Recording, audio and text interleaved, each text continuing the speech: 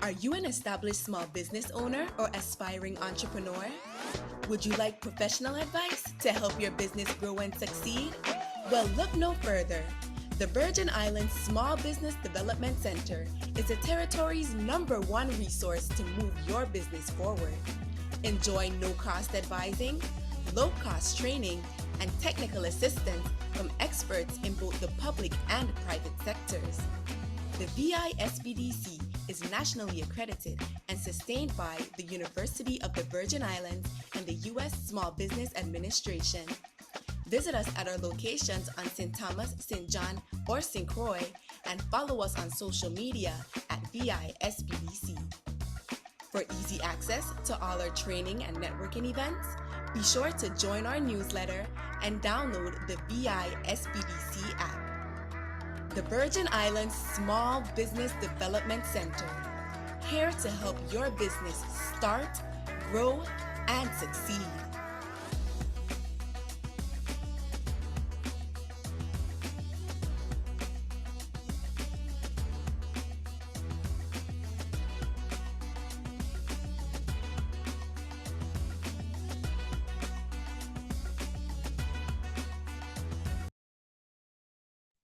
Good morning, everyone.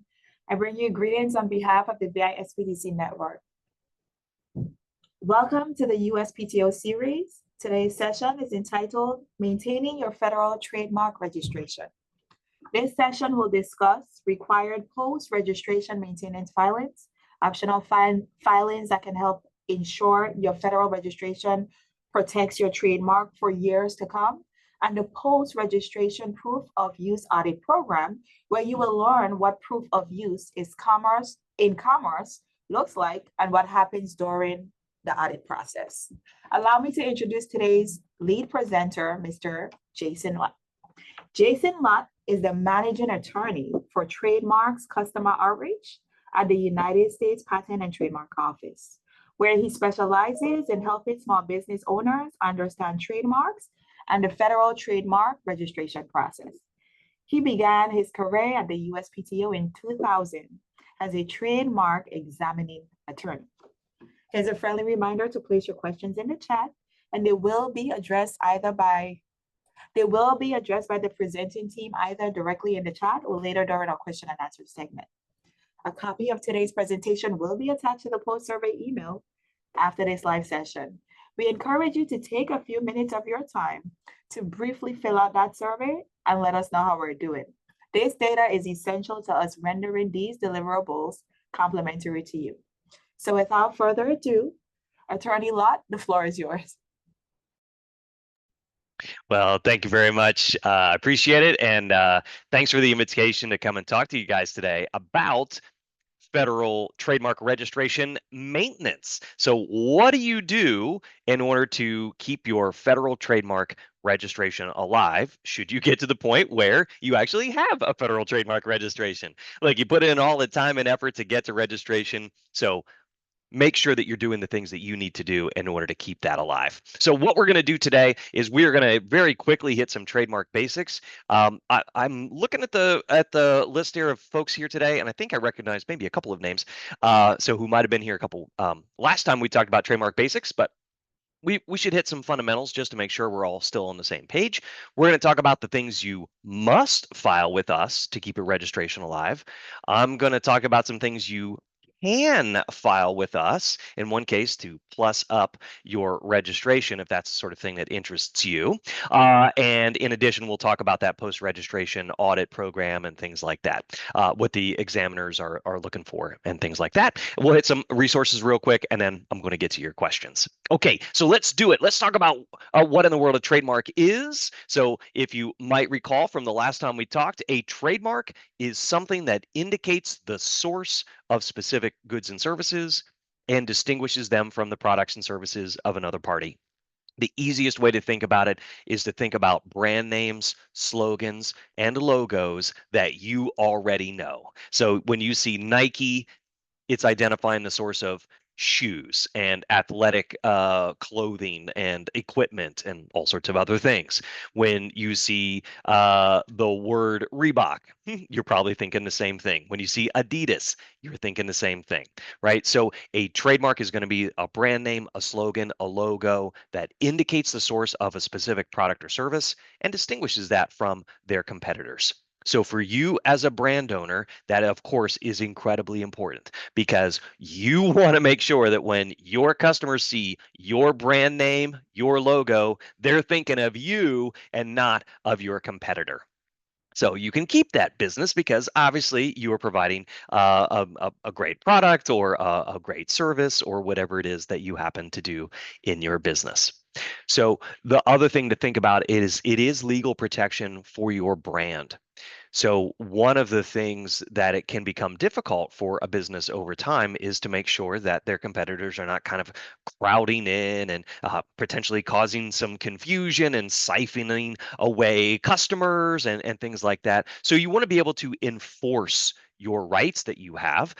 And so the way that you do that is through your trademark, and specifically a bonus is federal trademark registration, because that can give you lots more power when you're trying to stop somebody from infringing on your rights.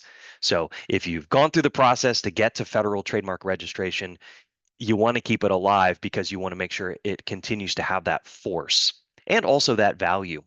Sometimes folks talk about valuation of a company. Oftentimes, that valuation, the high valuation, comes from the intellectual property that the company owns, whether it's an invention and they have a patent on that, or maybe it, for a lot of folks, is going to be their trademark, the sort of value of the brand awareness, the goodwill, and things like that. And also, because it's a piece of property, a trademark and federal trademark registration can also be used potentially as collateral for a loan.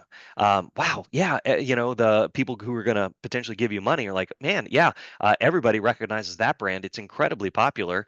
So if something were to happen to the business, we could kind of take that business over and probably be okay because it has such great brand recognition and things like that. So sometimes it can be used as an asset to help you as you're continuing to grow out your business. So a couple things to remember.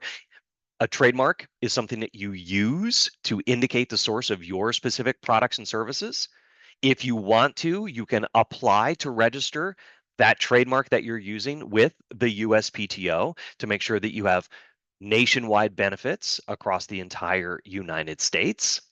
But remember, you're not buying your trademark from us or getting your trademark from us or seeing what trademarks are available. You are already have and use the trademark, and you're applying to register it with us. However, not every trademark is registrable, as we talked about last time we met together.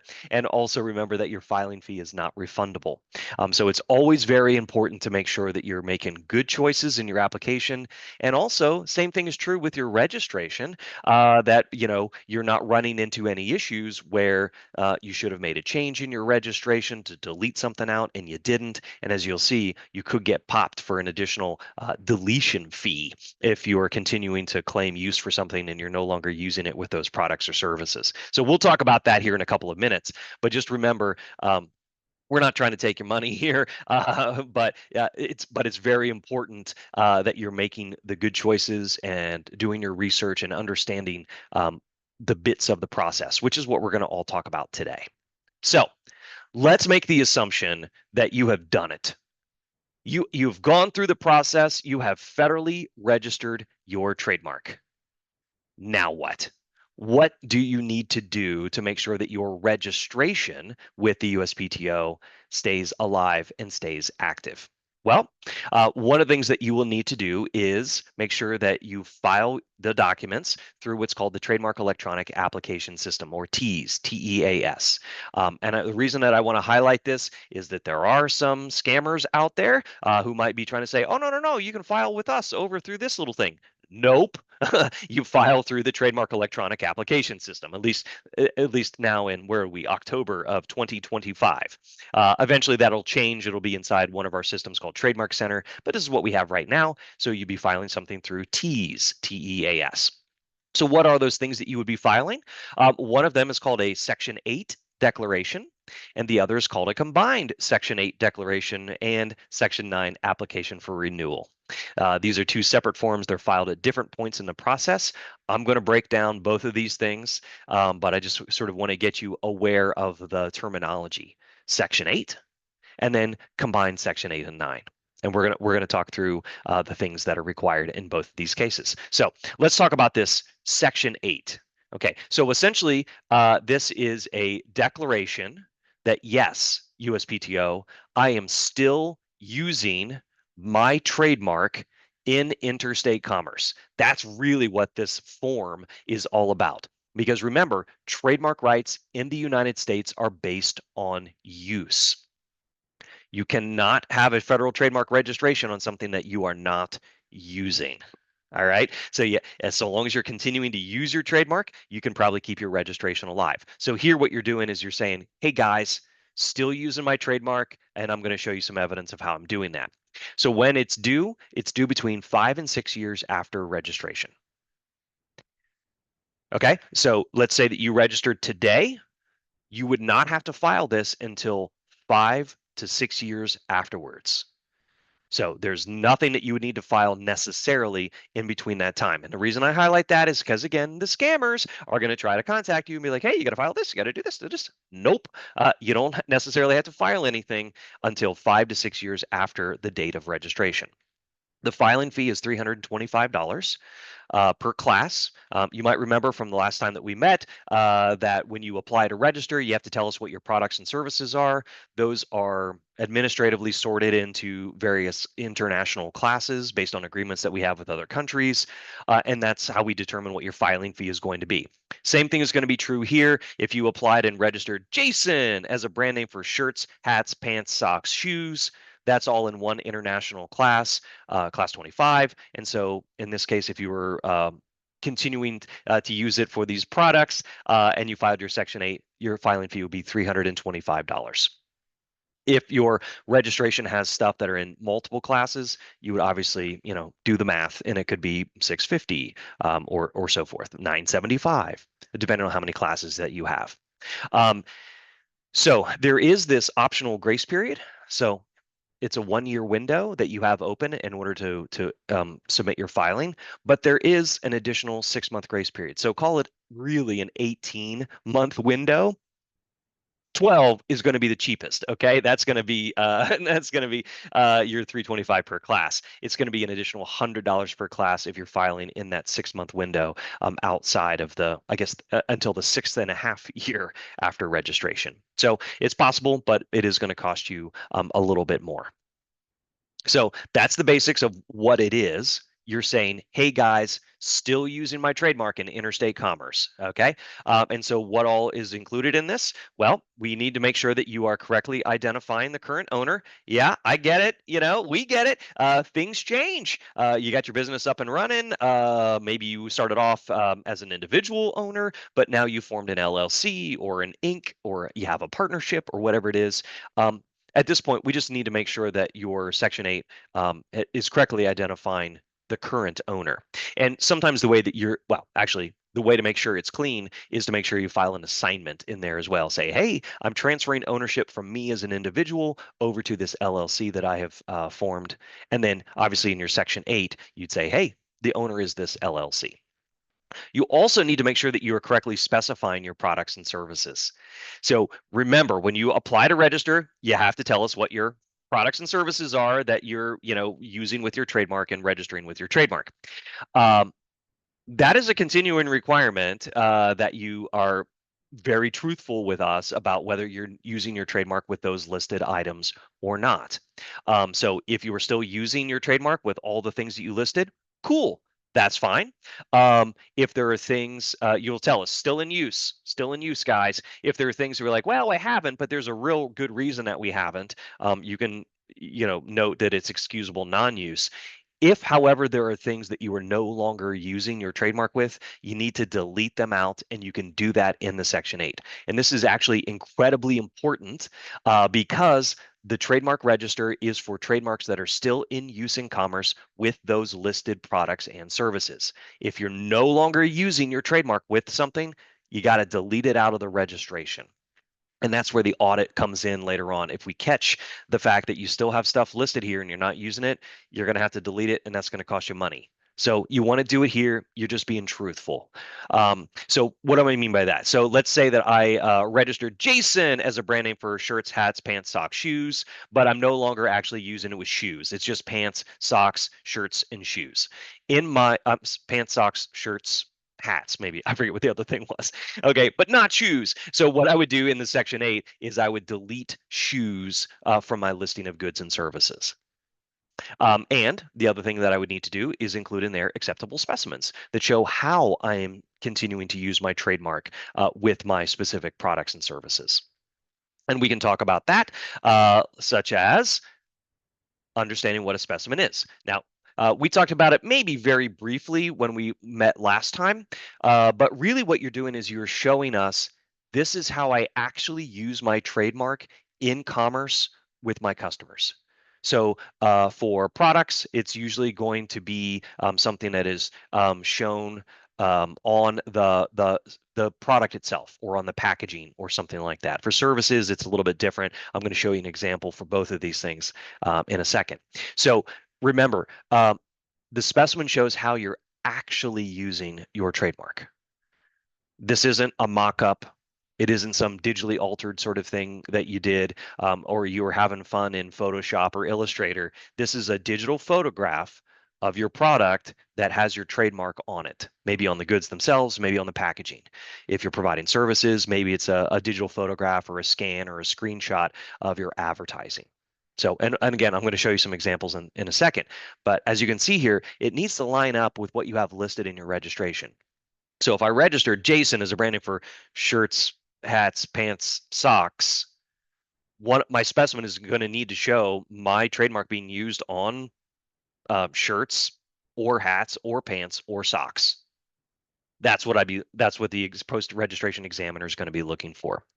And also, as you can see there in that second sub-bullet, the use of the trademark on the things has to essentially be the same trademark. I mean, we get it. Yeah, sometimes things shift a little bit, but it needs to essentially be the same thing. So if I register Jason as my brand name, but then I'm submitting specimens that show T. Markey as my brand name, that's not going to cut it because that's not essentially the same trademark. And I'm going to run you through some examples so you can understand what I mean by that. But let's talk about what a specimen would be for products. So the trademark, we'd want to see the trademark on the goods themselves, on the containers or packaging, labels or tags. Labels and tags, if they're unaffixed, it might be okay, but it's got to be a legit label or tag. It can't just be, you've got a sheet of loose leaf notebook paper, and then you take out a pen and you're like, oh, this is my trademark, and then take a picture of it. No, I've seen that, by the way. I saw somebody who they had taken, it looked like loose leaf notebook paper. I think they wrote the brand name in pencil, ripped it, put it on top of their product, and then took a picture of it.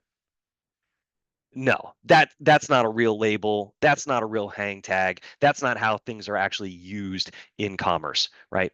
So that's what we're looking for. Let me show you what I mean here. So in this case, these folks, Tulip, had registered the brand name Tulip for various crafty sorts of things, including these felt marking pens and so forth. And so this is what they submitted as their specimen to show, hey, still using Tulip as the brand name for these products. And you can see it right here. Hopefully you can see my my cursor, but you can see the word Tulip right here appearing on the packaging. So they took a photograph of the markers in their packaging that show Tulip being used as the brand name for these products. Great, that's an acceptable specimen. That'll work for products. Okay, so think about whatever it is you might be doing. Maybe you got candles and you've got a label on your candle that shows your brand name. Or maybe you have a food truck, and we'll talk about food trucks and other service sort of stuff in a second, but maybe a photograph of the trademark appearing on the food truck. Or maybe it is, I don't know, coffee. It might be a photograph of the bag of coffee that has your label on the front or something like that. All right, so that's products. For Websites, those can be as mostly for services where they show the advertising. Keep in mind, we're going to need to see the URL and the date that you either screenshotted it, accessed it, printed it, something like that. You can either include it in the screenshot or put it in the specimen description field. Or if you forget to do it, the examiner will say, hey, excuse me, we need that URL and access date. And you say, oh, okay. And then you can provide it in your response to that office action. This is kind of what I mean by this. This is what an older case that I had clearly as far back as 2018. So you can see in this case, the mark was this one here in the center, BC Basecamp Wine and Spirits in Frisco, Colorado. And it was for retail store services featuring wine and spirits. And so it's a service mark and they're showing it. Yes, we use it for retail store services. And they gave us this screenshot here of how they use the mark on their website to advertise their services. And so you can see the logo right here. We can clearly see, yeah, they're doing, retail store services featuring these various things. They've included the URL up here at the top in the top left-hand corner. And because this was a Microsoft product, you can see the date down in the bottom right-hand corner. I've circled that in red as well. So that's essentially what we're going to be looking for if it's a service. We're going to be looking for something that shows your trademark being used in the advertising or rendering of the services, the providing of the services. Could be this. It could also be if they happen to use their logo literally on the sign outside the store. It could be a photograph of the store that shows that logo, and then we could obviously clearly tell it's some sort of retail store. So let's say you have a food truck. It could be a photograph of your food truck, and we see, oh yes, there's the brand name for your food truck services plastered across the side of the truck or on the hood of the truck or wherever it is you happen to have it. So those are the sorts of things that we're looking for. Let's say that you're providing tax preparation services, and it might be that you do a screenshot of your website that shows your brand name, Jason, tax preparation since 1997, or whatever it is that you happen to be doing. Okay, so that's the sort of stuff we're looking for specimens. And we can talk more about that in a second, and I'm happy to answer any questions that you might have about it, point you to resources and things like that.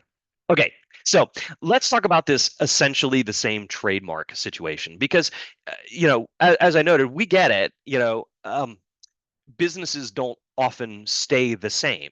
And even long-term businesses might want to update their logo a little bit, or maybe there's a little tweak, a little tweak to their name. So thinking about Morton Salt, for example. It's been a Morton Salt Girl logo has been a registered trademark for a very long time, but they've been updating it over the years.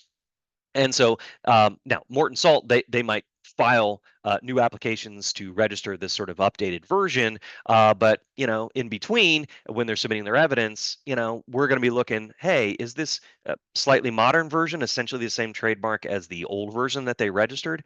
And the post-registration examiner is going to be asking that question.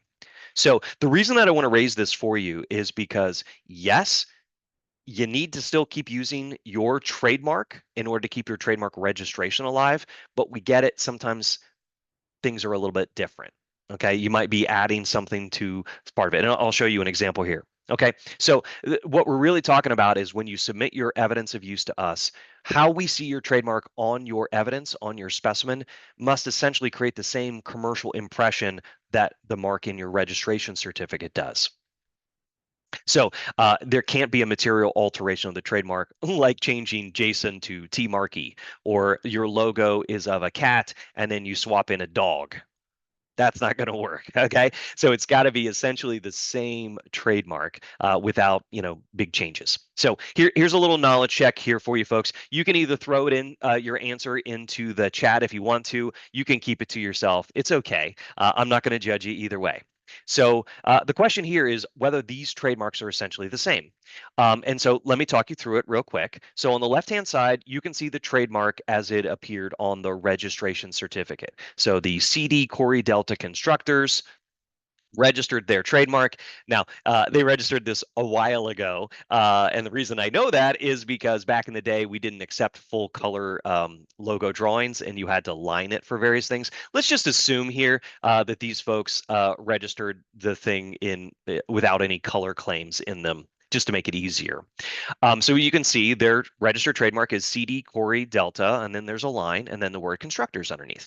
And it's for various construction, industrial construction services. So when they submitted their specimen to us to show, hey guys, still using my trademark in interstate commerce, you can see on the right-hand side, I've kind of clipped it for ease, but you can see it's one of those like magnetic things you stick on the side of your truck or on the side of your a van or something like that. And you can see, again, it's CD Corey Delta, and then there's a line, and then the word constructors.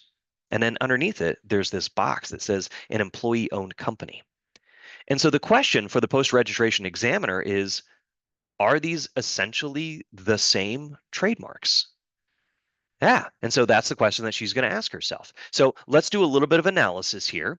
And so what you might recall from the last time we met is if you register your trademark without any color claims in it, we don't really care what color you're using it in out there in the real world.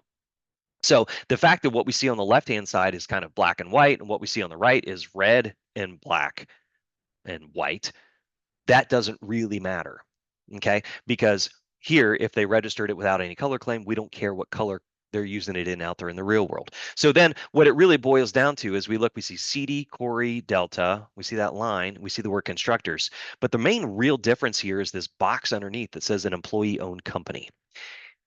Is that enough of a change?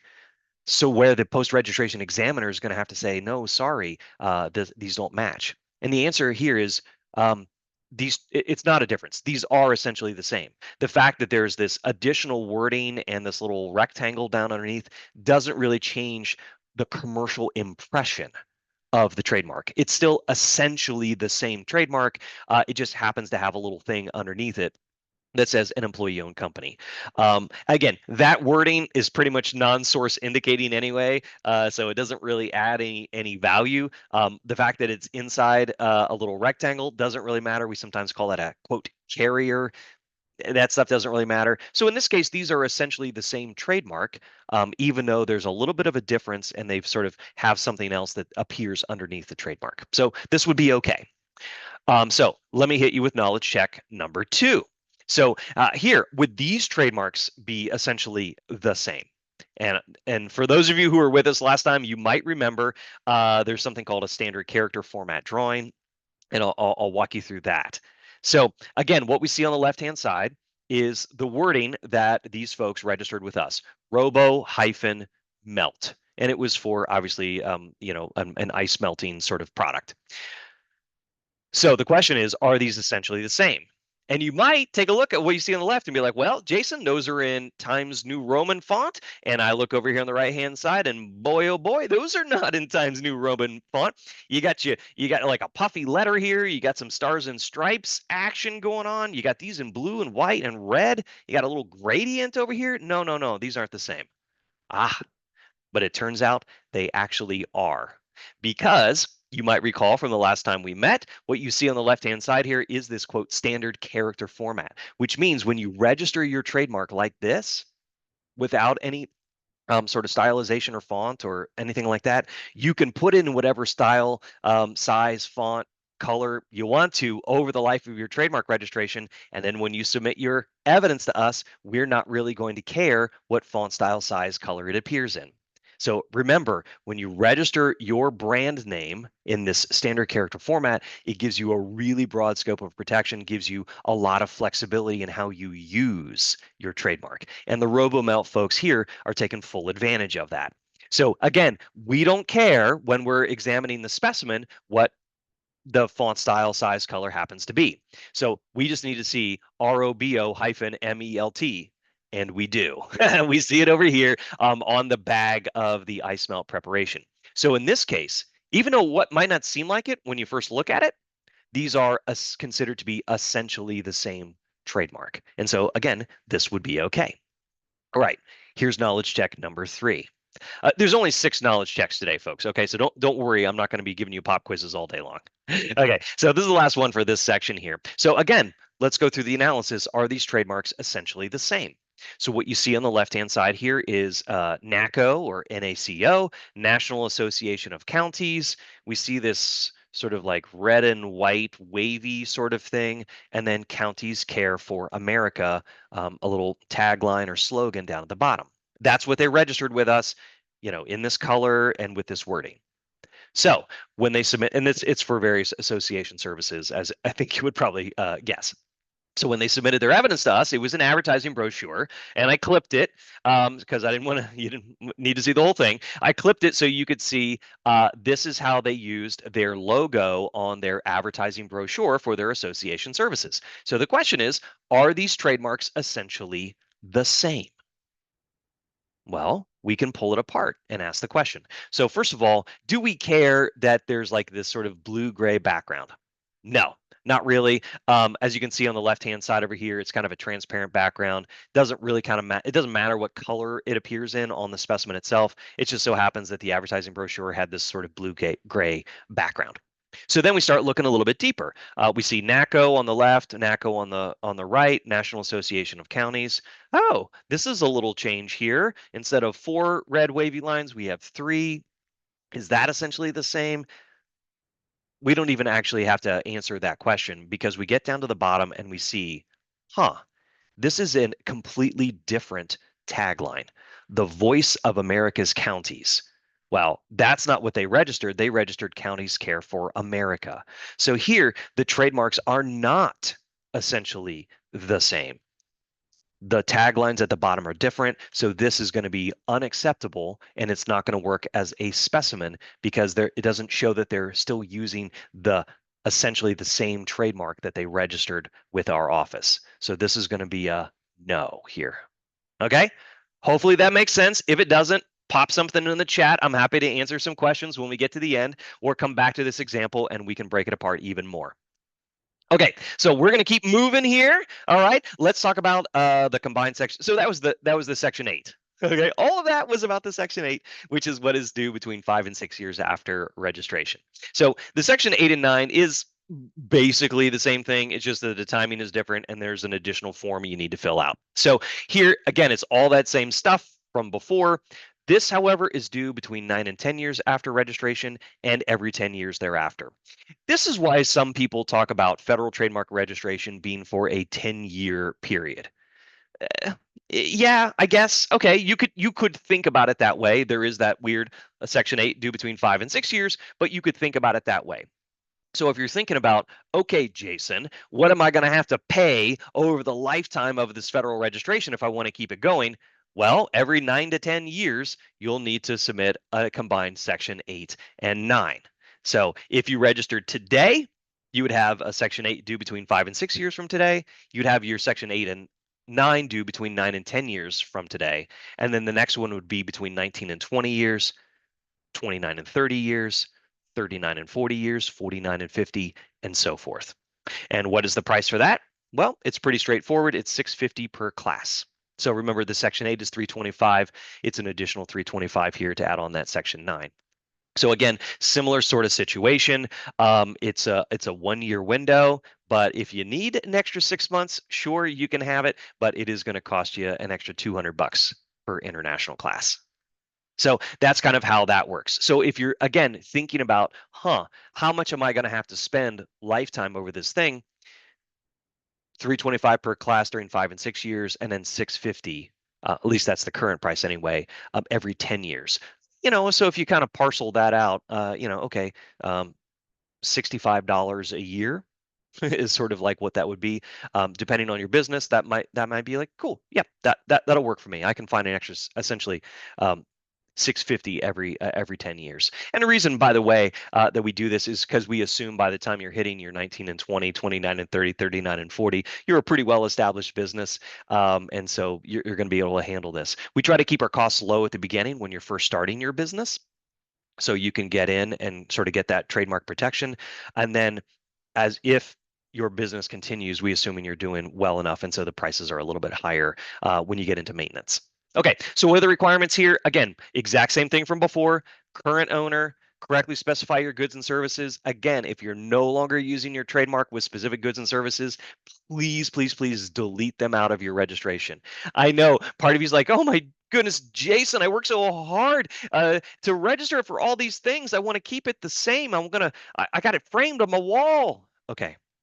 Remember, it's only for stuff that's still in use. So if you're no longer using your trademark with specific goods and services, please delete them out when you're filing your Section 8 and 9. And again, we got to see those acceptable specimens. All right. So, okay, here's a knowledge check for you. Feel free to throw your answer into the chat. Can you file a Section 8 or a combined Section 8 and 9 before it is due? And I don't have the chat open, but I think I can see if a number goes up to see if anyone has put anything in. Doesn't look like anyone is answering. Okay. So the quick answer is no. You cannot file a Section 8 or an 8 and 9 before it is due. It is a 1-year window with a little 6-month extension. So call it an 18-month window, but it's really just a year to keep your costs low. One of the reasons I want to highlight this for you is, again, scammers will contact you and say, hey, you want me to handle this for you? We'll file it early. We can get you in the door early. Let me take care of that for you. No, you cannot file early. All right. And again, this is something that you can do on your own. You don't necessarily have to have someone helping you file your Section 8 or your combined Section 8 or 9. If you want to work with a U.S. licensed attorney and have them do it for you, sure. But this isn't some really complex situation. You're just saying, yep, still using it with these things, not with these things. Here's my evidence. Here's my fee. Good to go. See you in another 10 years. All right. So quick answer, no, you cannot file it before it is due. So don't fall prey to those folks who are trying to trick you into thinking that you can, and then they just keep your money, and then you end up with a registration that expires or is canceled because you didn't file because the scammer didn't file for you. Okay, so be careful. Okay, so those are the main things that you have to file, that Section 8 and then the combined Section 8 and 9. But I want to talk to you about a couple of additional things that you could do, especially if you want to plus up your registration. That is going to be your Section 15 Declaration of Incontestability. And there's also something that you can use to help you out called a Section 7 Request for Amendment or Correction of your registration. Those get a little bit trickier. So, and I'm also looking at the time. So let me dive in here on the Section 15. All right, so a Section 15 Declaration of Incontestability is pretty awesome because what it's doing is adding a layer of protection to your registration. This can be incredibly valuable if you're in a field where there's litigious folks and you think you might be going into court because you've got a competitor who likes to tread too close to your trademark or something like that, and you're thinking that they're going to try to come after you. So with the Section 15 Declaration of Incontestability, you're essentially adding this sort of bulletproof vest to the front and sides of your registration. And it's going to protect you from some challenges like this other guy saying, hey, you should never have been able to register because your trademark's descriptive or geographically descriptive, or if it's just primarily merely a surname or something like that. If they come after you and say these things, you can say, sorry, you can't say that because my registration is incontestable. You can't raise those. Now, there are some things some challenges they can raise, such as genericness or functionality or abandonment, or you somehow committed fraud against the office. There are some challenges that come through, but this is really adding that sort of layer of protection from folks trying to trample around on your rights or try to take away your trademark rights. The filing fee for this is $250 per class. So it's not, it's, $250 is not nothing. Okay. But it's, for example, not as expensive as the Section 8, which is a requirement. Okay. This is an optional thing. If you've got an extra $250 per class and you think this is important for you, you could do it. Here are the requirements for it. They're pretty straightforward. You must be registered on the principal register. For those of you who were with us last time, you might recall I talked about all the benefits of federal registration. Yeah, those are the things that you get on the principal register. The other register, you don't get all the benefits. And also on the other register, you can't claim incontestability. So you must be on the principal register You have to have been using your trademark in commerce continuously for the past 5 years or 5 consecutive years after registration, and there can't be any adverse final decisions or pending proceedings against your trademark. So it's pretty straightforward. As long as you tick all of these boxes and all of these things are true, we will accept your claim of incontestability. So again, it's up to you if you want to do it or not. It is optional, but it does add this layer of protection. Your choice, of course. We're not trying to force you one way or another. Just want to make sure you have all the information. So this is one way to plus up your registration. Now, the other thing that I want to talk about here is your section. It's called a section 7. I know section 7s, 8s, 9s, 15s. It can all be a little confusing. You're probably not going to use the section 7 a whole lot. But it's available for you, and I'm going to spend a few minutes talking about why it might come into play. So, we talked about how things change over the years. You registered this year, and then over the next couple of years, well, it's the trademark is shifting a little bit. We're not still using that exact sort of word, or it looks a little different or whatever. And so it's possible to request to amend your registration to really fit how you're using your trademark now. It's pretty narrow, these circumstances. It's really pretty narrow, but it could be something that's available to you, or something that you would need. And as you can see, it's only $100 per filing. And I'm going to talk about in a second a way that you can file the Section 7 for free. Okay, I'll talk about that in a second. So technically it's $100 per filing.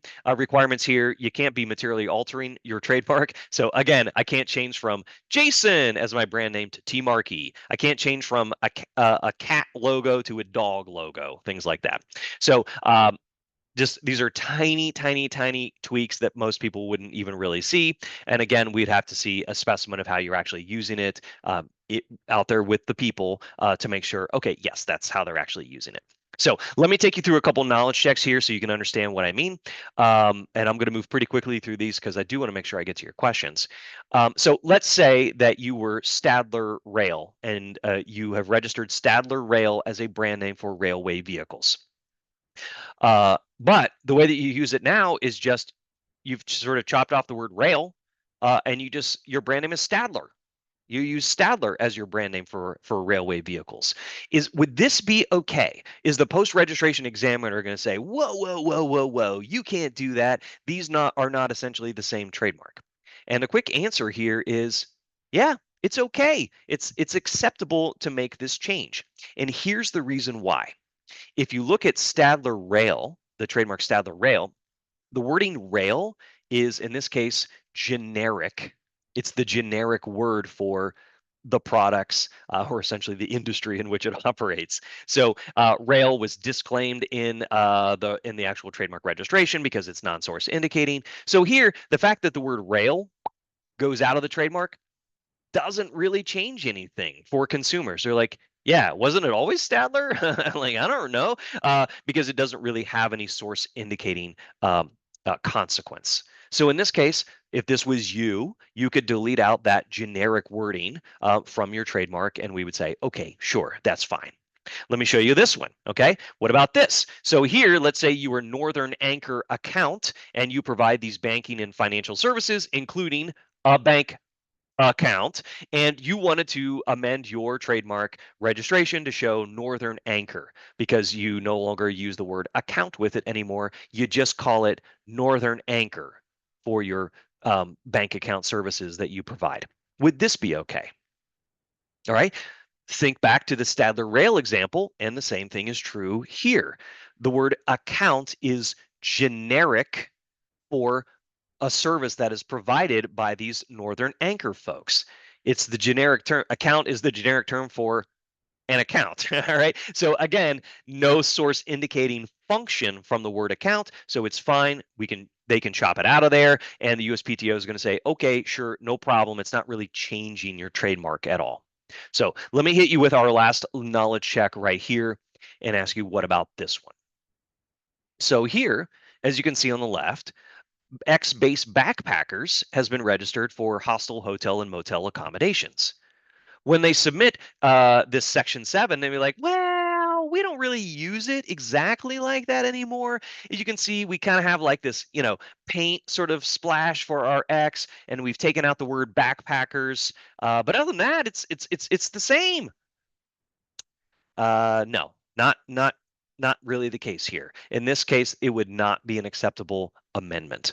Now, the fact that the X is sort of changed from I don't know, non-paint X to a painted paintbrush X, that perhaps doesn't really matter. The real kicker in this case is the deletion of the word backpackers. Now, based upon the Stadler Rail and the Northern Anchor account examples, you might think, oh yeah, it's probably fine. Backpackers, non-source indicating, probably indicates the people who stay in a hostel or a hotel or motel accommodation. Yes, that's true. It is true that they probably advertise to backpackers, but in this case, the word backpackers isn't generic for a hostel or a hotel or a motel in the way that rail was generic for railway vehicles or account was generic for account services. Backpackers in this case would be considered to be descriptive. So it's just describing the sorts of people who might pay for the hostel, hotel, and motel accommodations. So in this case, the USPTO says, no, sorry, X-based backpackers, you cannot make this change. It is unacceptable.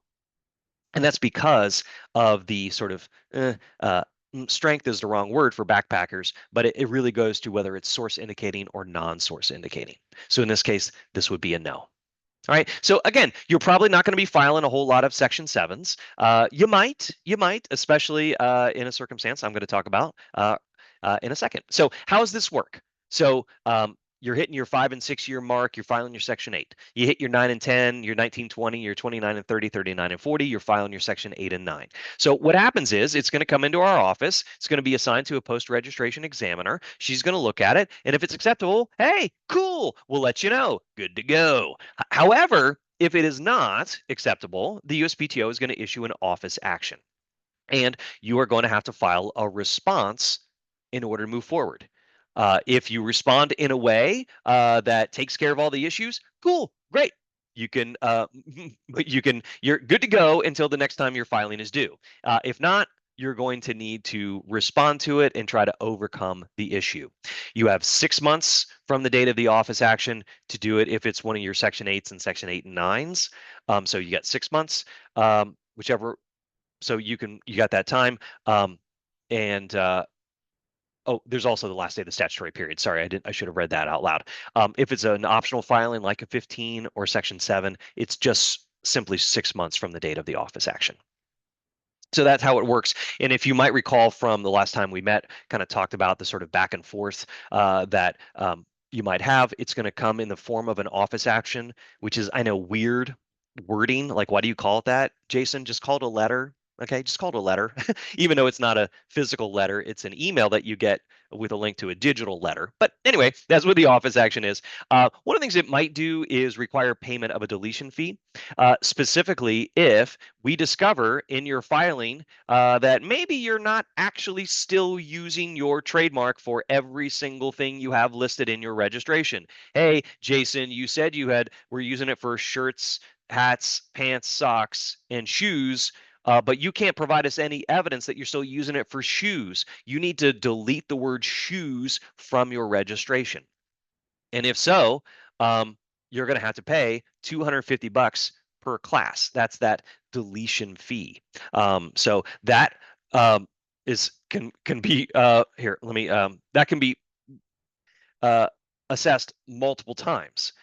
If you're not honest in your filings and you say, oh, okay, yeah, cool. Here's my 250, take that out.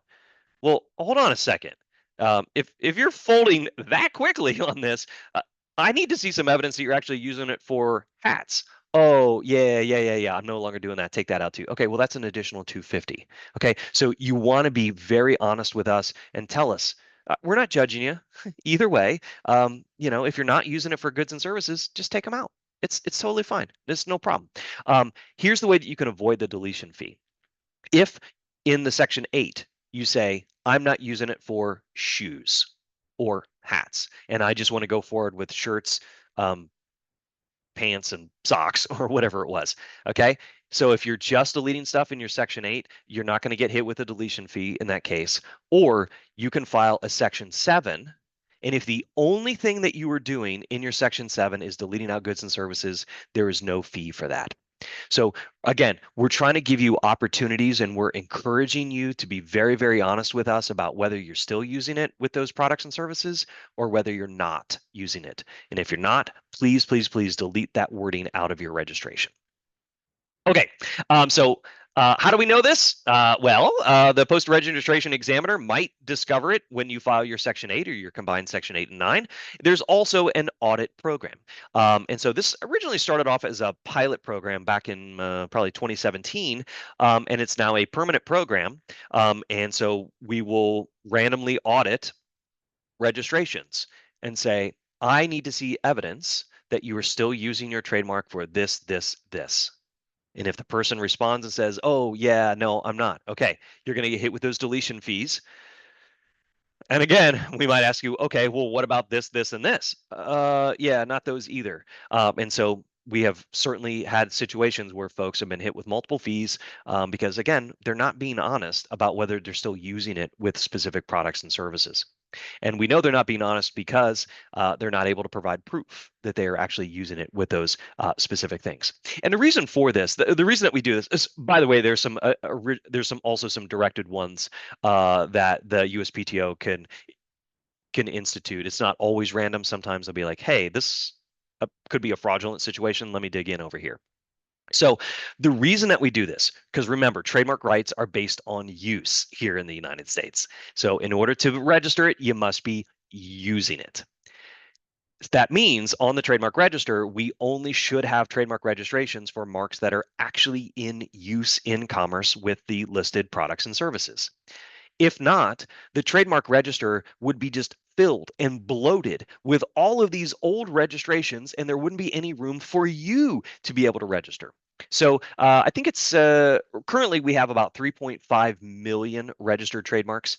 And I think lifetime, since we have records anyway, it's probably closer to like 12.5. So if you think about it, if there were like 12.5 million registered trademarks and you're trying to get your trademark registered, it's going to be incredibly difficult for you to be able to do it because, you know, somebody from, 1892, they still have their registration on there. And, that business has not been around for over 100 years, but it still could be blocking you. So we need to get that, what we call dead wood, off of the trademark register so that can allow for new growth.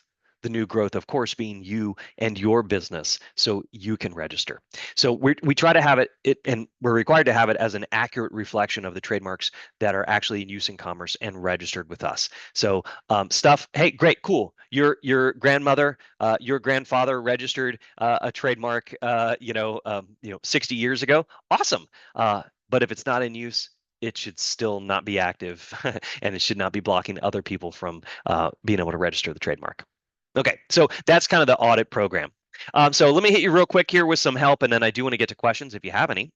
So I know I highlighted this last time. I'm going to highlight it again because it is very concerning.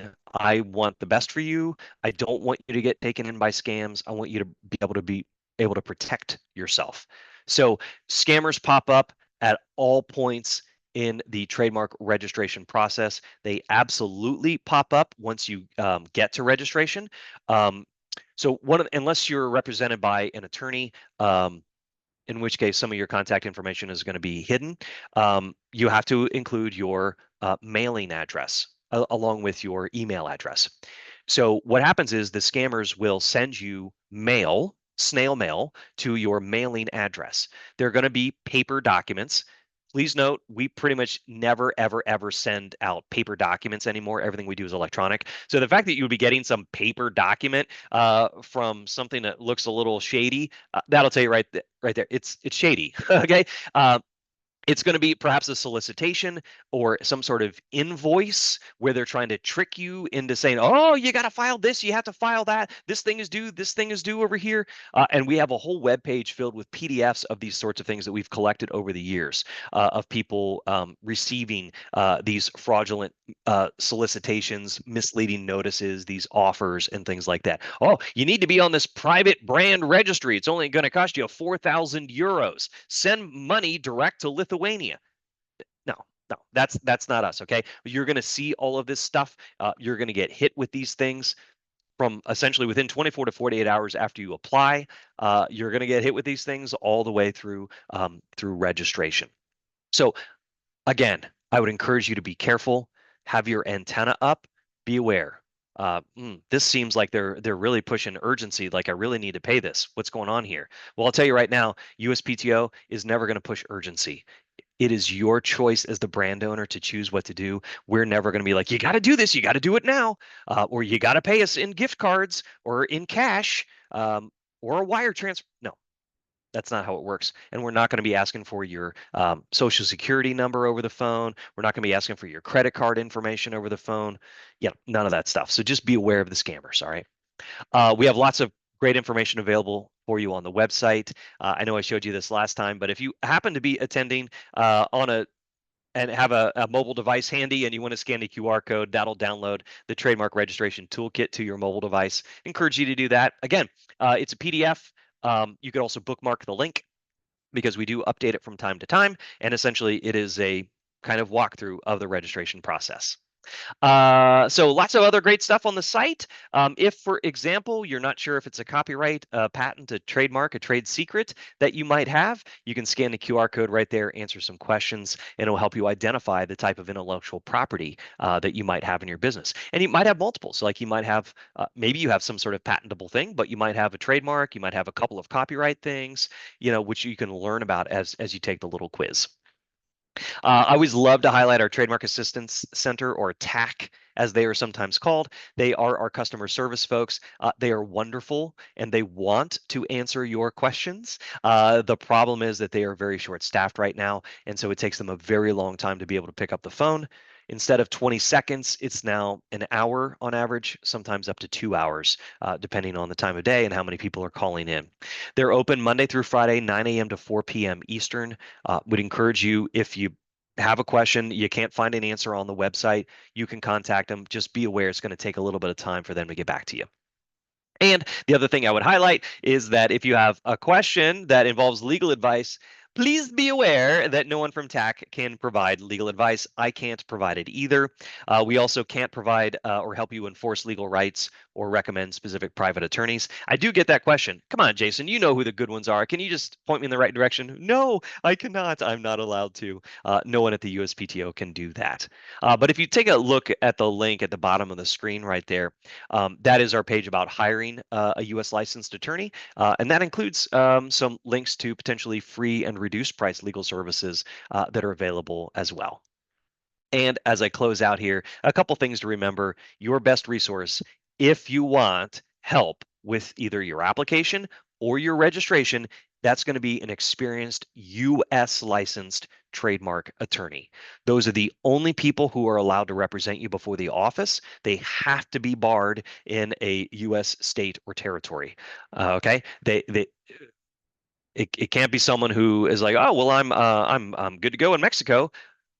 Great. Doesn't matter here. That's not going to help in the United States.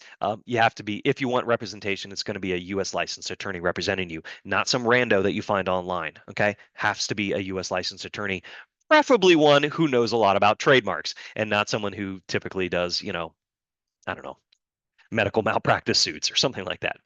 Okay, and so please be careful of these filing companies. Some of them may pop up and be like, hey, we can file your Section 8 for you. And remember, we'll do it early. Right there, it's probably going to be a scam.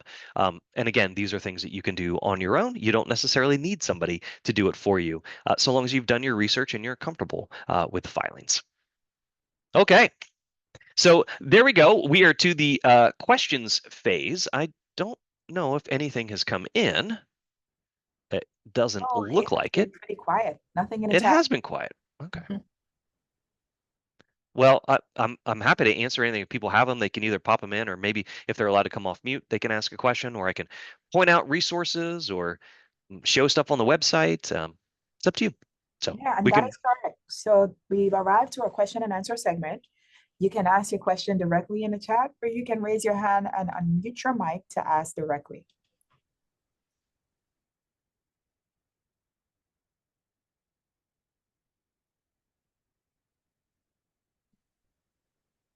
I do have a question, may or may not be answerable.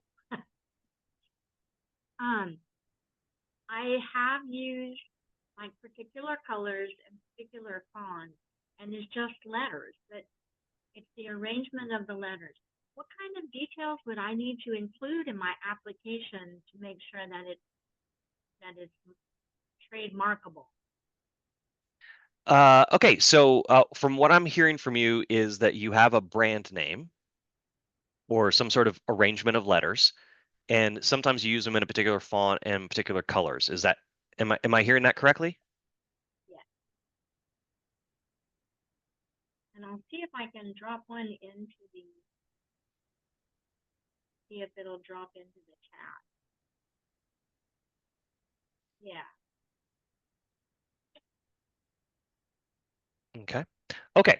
So I see. So you've got your sort of whether it's initials or some sort of acronym, something like that. So you have your C, or I'm sorry, SCP, or potentially CSP, I guess, depending on how you read a monogram.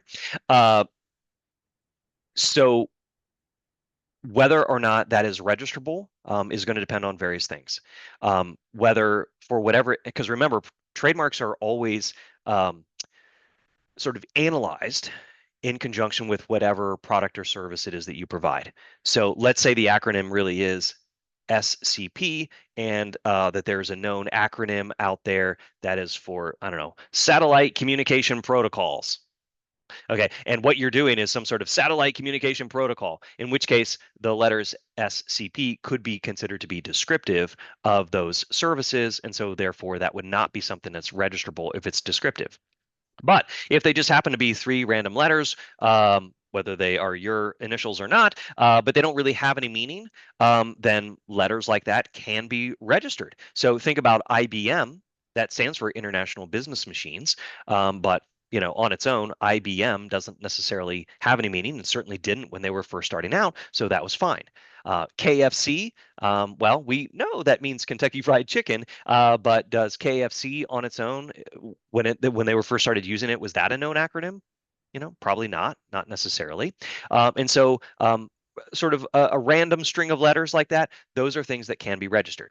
So here's what I would, okay, St. Croix Pottery. Okay, so yes, I thought it. Yes, I remember from last time. So the question would be, is SCP a known acronym for pottery from St. Croix? Not you necessarily as a business, but is it like a known acronym? Like, oh, when you're on vacation, you got to make sure you pick up some SCPs or something like that. Okay. If that's the case, that could be an issue. But if it's not, then it's something that it potentially could be registrable. So as you might recall from last time, when you're filling out the application, you have a couple of options. One would be, do I want to protect the wording or the letters, or do I want to protect what my trademark looks like? You're making that choice in your application. You can go one of two ways in a single application. You can file two applications, one to protect the wording and also one to protect what the trademark looks like, if you want to file two. But you could apply to register just the letters SCP for your, online, retail store services featuring pottery or whatever it is that your actual products or services are. So Okay. is it registrable? Could be. Not something I can necessarily answer here, but again, you want to think about your choices. Okay, so if you want to apply to register just the letters SCP, regardless of what they look like, even though you use them in some sort of like fancy looking font there. So if we think back to here, I'm just going to quickly advance back here to our RoboMelt situation. sorry, I know there's a better way to do this, but okay, here we go, RoboMelt. So what you can see on the left-hand side, this is that what we call the standard character format. So this could be you, and you might register SCP. And then when you submit your evidence to us, let's say it is for actual pottery itself, you might submit a digital photograph that shows, for example, sorry, this has coffee, which is now cold, but that's okay. Maybe you've got a SCP sort of on the bottom, stamped on the bottom, or maybe you've got a sticker you put on the bottom or something like that that shows your SCP. And so that's probably going to be traditional trademark use on a piece of pottery. Yeah, it looks So, just like that. okay, cool, good. Yeah, so it's possible. There you go. And if you wanted to protect what it looks like, you could submit like the sort of JPEG version or PDF version of what you just popped into the chat.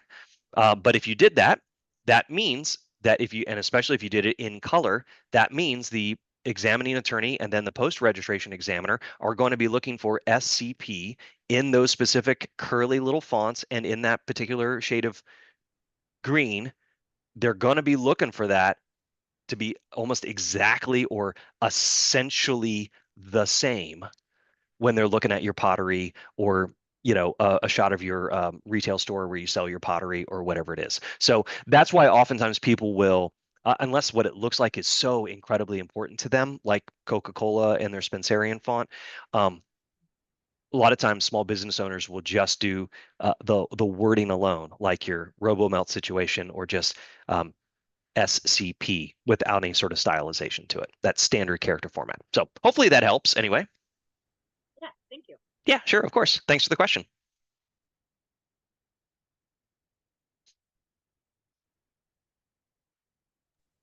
Anyone else? Any more questions?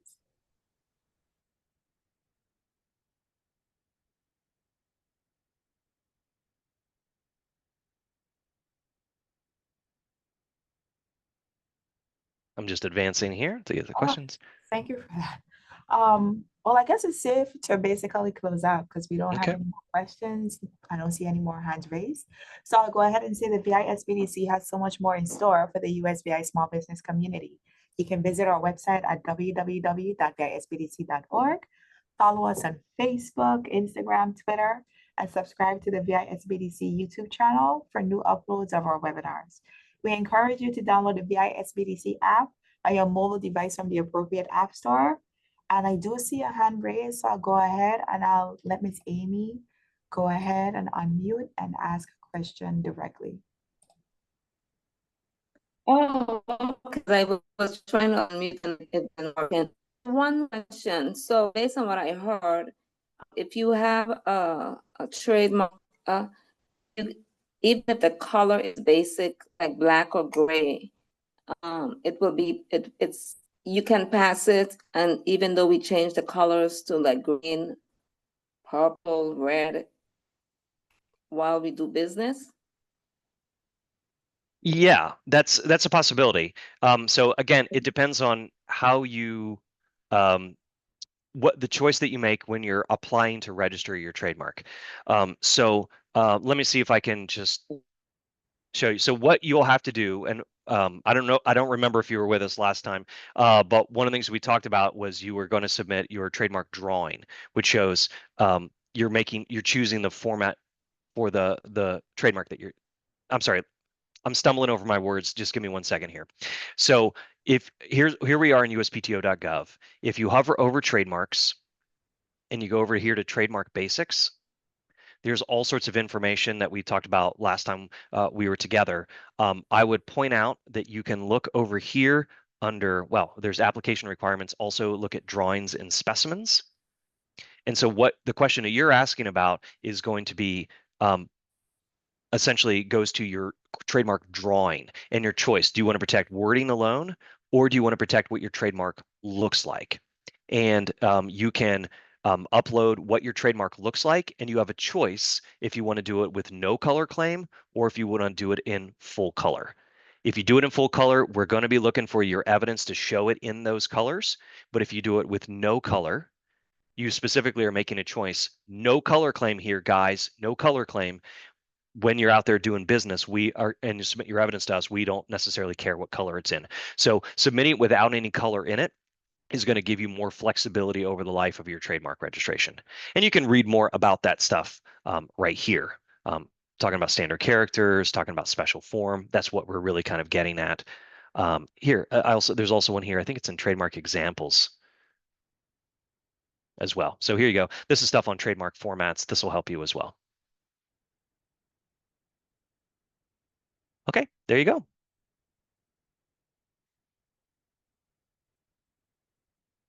Thank you. I don't know what happened. It just, my other computer went out. Sorry. So, oh, did you Can you miss hear me? Did you miss everything I just said? After you said you got to the website, it just went out. Okay. All right. Well, okay, Sharon, I'll try and give you the shortened version, which is difficult for me because I talk a lot. What you're really talking about here is in your application, you choose which format you want to apply to register. It could be the standard character format, so protection for wording alone, or you might want to protect what your trademark looks like. So it could be something like the Coca-Cola, like this, like this, like this. And so when you submit that, you can submit it with no color claim whatsoever. And so that means over the life of your registration, if you're using it in different colors and you submit your evidence to us, we're not necessarily going to question it because you've registered it with no color claim. Okay. Okay, Yep. perfect. Yep. Thank And you. all of this stuff is available here on our website. I would highly recommend it. Trademarks, and go here to Trademark Basics. This is what Okay. you're looking for. And then there's all of this great information here. We talked through a lot of this stuff last time. I But wasn't there. it's okay. Yeah, no worries. No worries. It's all here. It's all here. And then you can, read through, and they're quick little things as well. It's not like it's a super long page. They're kind of like more nuggety in terms of various concepts and things like that. So, and the other Okay. thing I would point out to you, there's also this page on drawings and specimens. This is a pretty important thing because the drawing that you choose, whether it's in color, not in color, stuff like that, does have an impact on the specimen that we're looking for as your evidence of use. So it's good to know this stuff too. Okay. Thank you so much. Yes, of course, of course.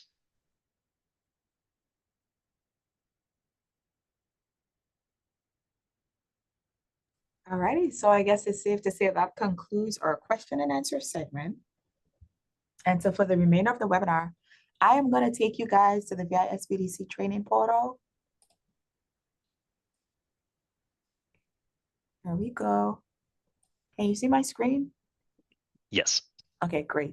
Oh, sorry. How did I do that? It said it's paused. Just a sec. Let me get it back for you guys. My apologies. Okay, so I'm taking you to the VISBDC training portal.